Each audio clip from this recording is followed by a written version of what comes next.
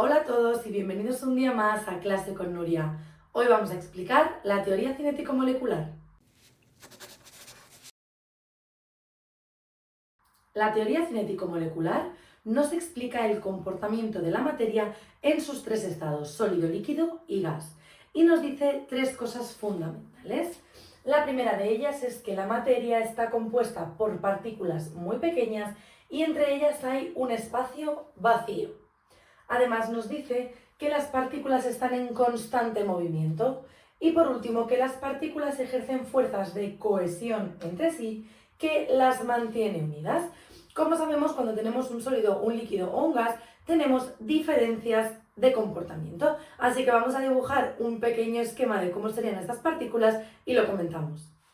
Por aquí tenemos el esquema, como hemos dicho antes, de los tres estados de la materia y sus partículas.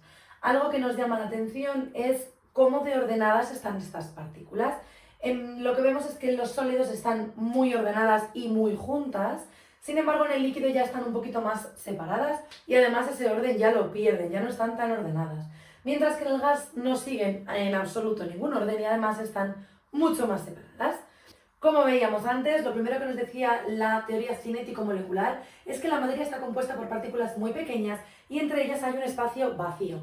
Pues este espacio va a ser distinto en los tres estados de la materia por lo que acabamos de comentar. Este espacio vacío en el caso de los sólidos va a ser muy pequeñito, va a haber muy poco espacio, mientras que en el líquido ya, como vemos, hay más espacio y en el gas mucho más espacio. Si continuamos con la segunda parte, nos decía que las partículas están en constante movimiento.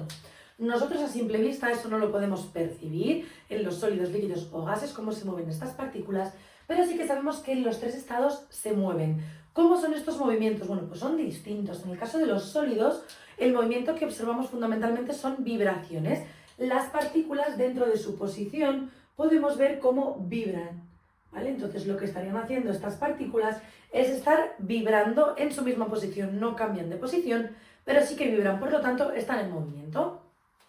En el caso de los líquidos, ya sí que hay un movimiento, un desplazamiento de lugar. Entonces sí que podemos ver que esto se desplaza en todas las direcciones.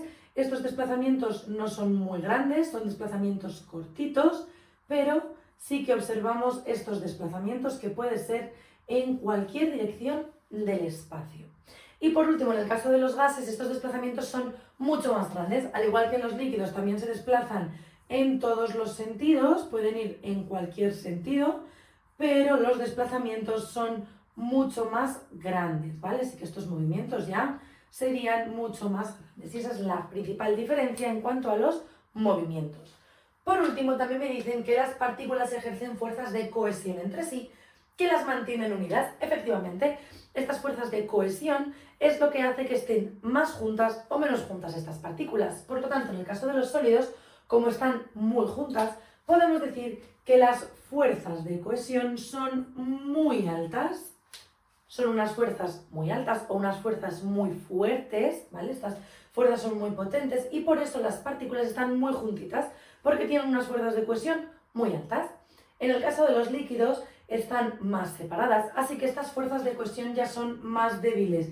Podemos decir que son intermedias, son unas fuerzas de cohesión más débiles que en los sólidos, pero más fuertes que en los gases, porque están más separadas que en el caso de los sólidos, así que estas fuerzas de cohesión son intermedias, son más débiles que en el caso de los sólidos, mientras que en el caso de los gases están súper separadas, así que estas fuerzas de cohesión podemos decir que son muy débiles, de tal forma que en el caso de los gases, las partículas, como hemos dicho, están muy separadas, ya que estas fuerzas de cohesión existen, pero son mucho más débiles.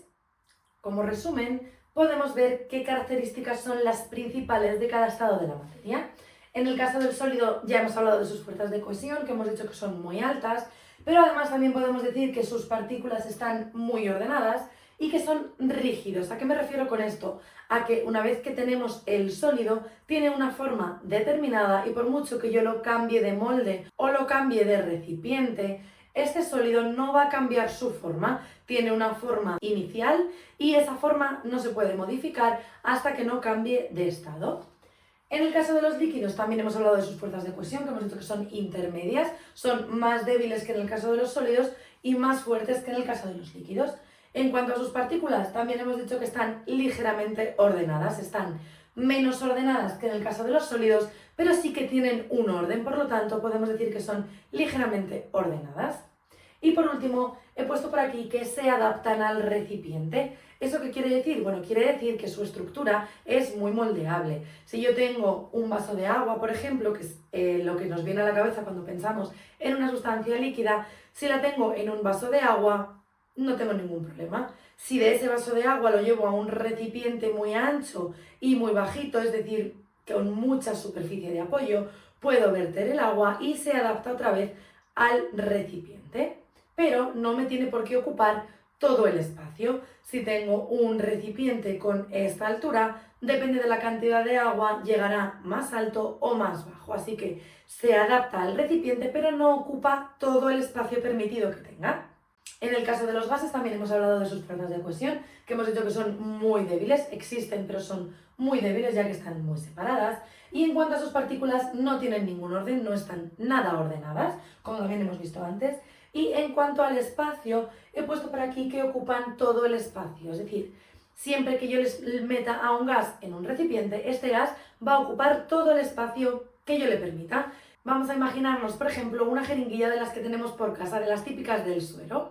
Cogemos la jeringuilla y la llenamos lo que queramos, 1 mililitro, 2 mililitros, lo que queramos. Una vez que la hemos llenado parcialmente, taponamos la entrada y observamos qué pasa cuando yo tiro del émbolo, abro más la jeringuilla, el aire que tenía ahí dentro se me va a expandir y teniendo la misma cantidad de aire va a ocupar más volumen, porque siempre va a ocupar el volumen que yo le deje.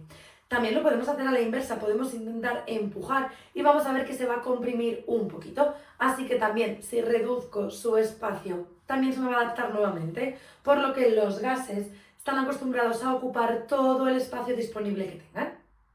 Hasta aquí el vídeo de hoy, espero que os haya gustado. Si es así, no olvidéis darle like, suscribiros al canal y nos vemos el próximo día en Clase con Nuria.